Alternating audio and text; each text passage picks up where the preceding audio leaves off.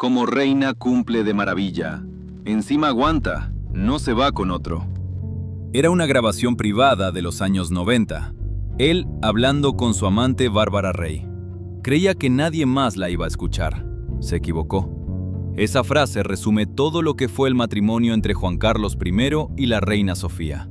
No una historia de amor, no una historia de traición, una transacción, con corona incluida. ¿Por qué Sofía nunca se fue? ¿Por qué aguantó décadas de humillaciones públicas sin decir una sola palabra? Hay que empezar desde el principio, porque el principio ya era un problema. Sofía de Grecia nació en 1938. Creció en el exilio. Segunda Guerra Mundial, ocupación nazi de Grecia, su familia huyendo de país en país. Creta, Egipto, Sudáfrica, Londres. Aprendió el griego a los 8 años, su propio idioma, porque su familia no paraba en ningún sitio el tiempo suficiente para que lo aprendiera antes. En 1954, su madre organizó un crucero con 110 jóvenes de casas reales europeas. El objetivo era claro: encontrar marido. Sofía tenía 15 años. Conoció a Juan Carlos, que tenía 16, pero no le interesó. Le interesó Harald de Noruega. Harald ya estaba enamorado de otra. Primer golpe. Juan Carlos tampoco llegó al matrimonio enamorado de Sofía. Estaba con María Gabriela de Saboya. Años después lo diría él mismo en privado, y quedó registrado por sus biógrafos. En verdad debería haberme casado con María Gabriela. No lo hizo porque ella era hija de un rey sin reino. No servía políticamente. Sofía sí servía. Era hija de un rey en ejercicio. Eso le daba a Juan Carlos respaldo internacional, vínculos con las casas reales europeas y una esposa que sabía lo que era vivir dentro de una institución real. Conveniente en todos los sentidos. Se casaron en Atenas el 14 de mayo de 1962. Sofía se convirtió al catolicismo, renunció a sus derechos al trono griego, aprendió español desde cero. 2 personas que no se habían elegido, unidas por cálculo político, y el resto del mundo aplaudiendo desde las gradas. Infidelidades pagadas con dinero público. Cuentas en Suiza. 65 millones regalados a una amante.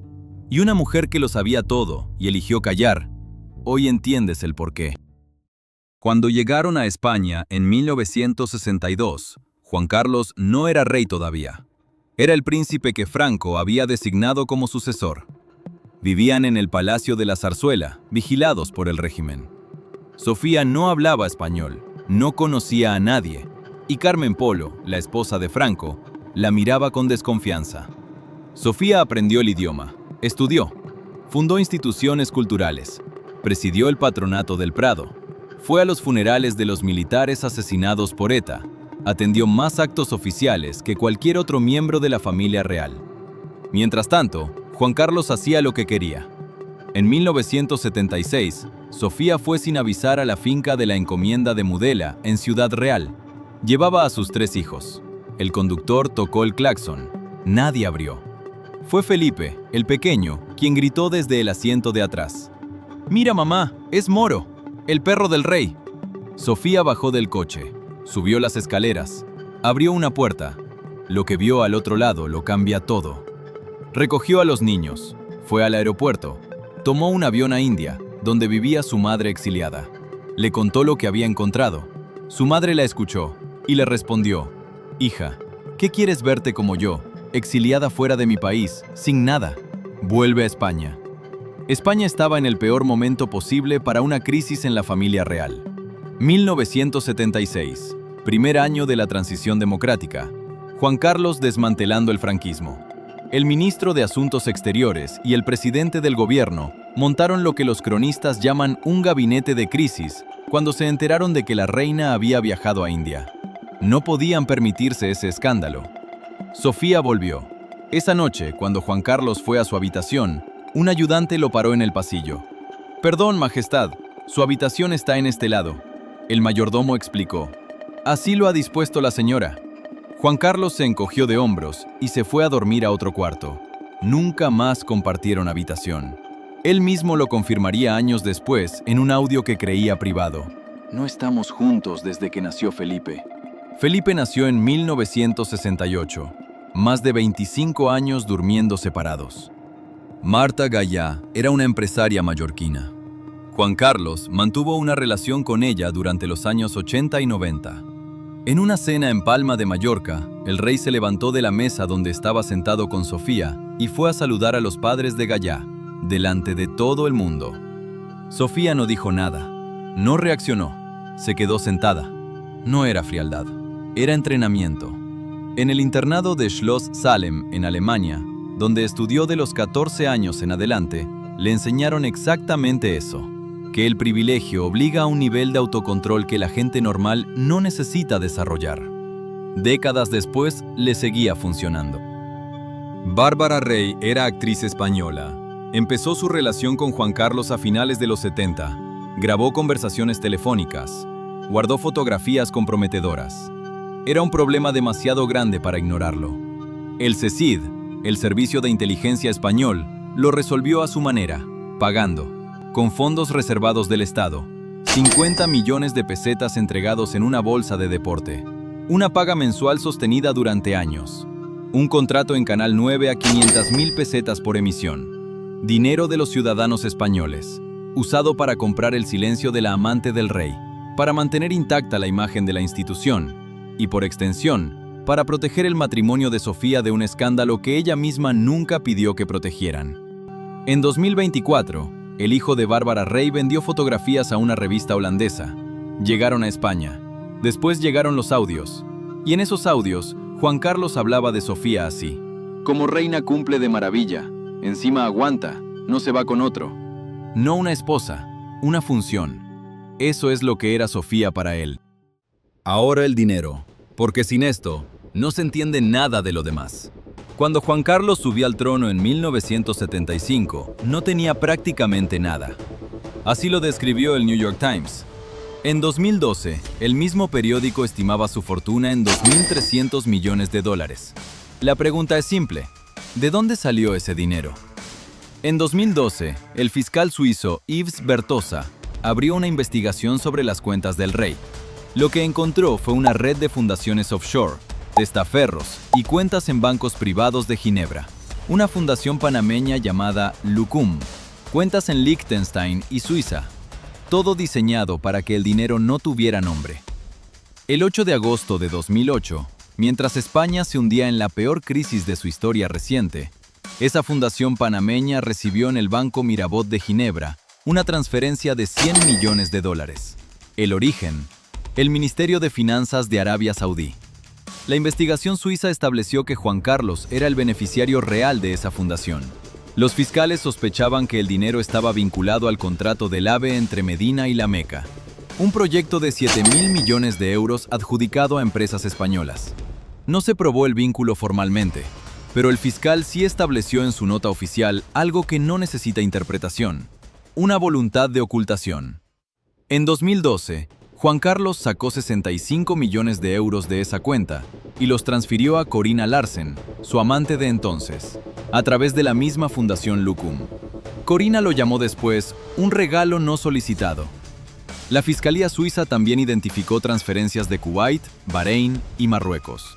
En total, 82 millones de euros que Juan Carlos y Corina manejaron juntos entre cuentas y fundaciones en varios países.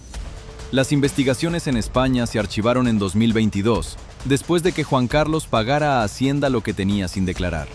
Suiza cerró sin condena, pero la estructura quedó expuesta para siempre. En agosto de 2020, Juan Carlos le comunicó a su hijo que se iba. Se instaló en Abu Dhabi. El hombre que había salvado la democracia española en 1981, que había desmantelado el franquismo desde dentro, salía del país con el perfil de alguien que tiene razones para no quedarse. ¿Por qué Sofía no se fue? La respuesta corta es: porque no podía permitírselo. Hay 4 razones concretas. 1. Política. En 1976, cuando Sofía voló a India tras descubrir la infidelidad, España estaba en la transición democrática. El gobierno montó un gabinete de crisis. Un divorcio real en ese momento habría sido una crisis institucional en el peor momento posible. Todos lo sabían, Sofía también. 2. Económica. La fortuna de Juan Carlos, más de 2.000 millones de euros según el New York Times, se construyó dentro de estructuras que también incluían a su esposa. Sofía figura en su testamento como heredera parcial. Un divorcio habría obligado a abrir esas estructuras en público. Nadie quería eso. 3. Dinástica. Felipe necesitaba una corona sin escándalos para poder reinar. Un divorcio habría contaminado la institución que él iba a heredar. Sofía no se quedó solo por ella, se quedó por su hijo. 4. Lo que su madre le dijo en India. Sin corona no había nada. Sin Juan Carlos, Sofía dejaba de ser reina de España y pasaba a ser una ex princesa griega exiliada. Igual que su madre, eso era lo que le esperaba del otro lado. No fue amor, no fue fe, fue un cálculo. Juan Carlos abdicó el 2 de julio de 2014. Felipe VI llegó con una misión: limpiar lo que su padre había ensuciado. En 2020 anunció públicamente que renunciaba a la herencia de su padre. Excluyó también a sus hijas. El mensaje era claro: ese dinero no nos toca. Le retiró el título de duquesa de Palma a su hermana Cristina por el caso Noos. Su marido, Iñaki Urdangarín, fue condenado a 5 años y 10 meses de prisión por desviar fondos públicos. Felipe sacrificó a su propia hermana para proteger la institución. Su patrimonio personal declarado en 2022, 2,5 millones de euros. Pero hay un problema. Felipe renunció a la herencia de su padre, no renunció a la de su madre. Sofía figura en el testamento de Juan Carlos como heredera parcial, lo que significa que parte de ese dinero, el mismo dinero al que Felipe dijo que no, va a pasar primero a manos de su madre. Y cuando Sofía muera, llegará a manos de Felipe en forma de herencia materna. El rey que rechazó el dinero de su padre va a recibirlo de todas formas, solo que por otra vía. Un patrimonio que podría convertirlo en uno de los hombres más ricos de España, sin haber contradicho públicamente ninguna de sus declaraciones anteriores. Sofía tiene 86 años.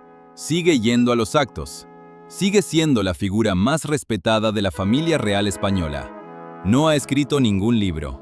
No ha dado entrevistas sobre su matrimonio. No ha pedido que nadie la compadezca.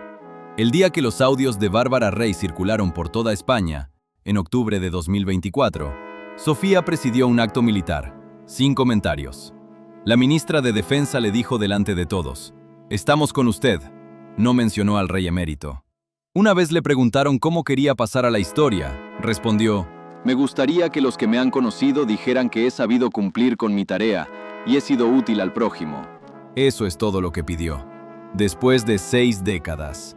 ¿Fue una víctima? ¿Fue cómplice? ¿O fue alguien que entendió desde el principio que dentro de la realeza el silencio tiene precio y decidió cobrarlo a su manera? Deja tu respuesta abajo. Nos vemos en el próximo video.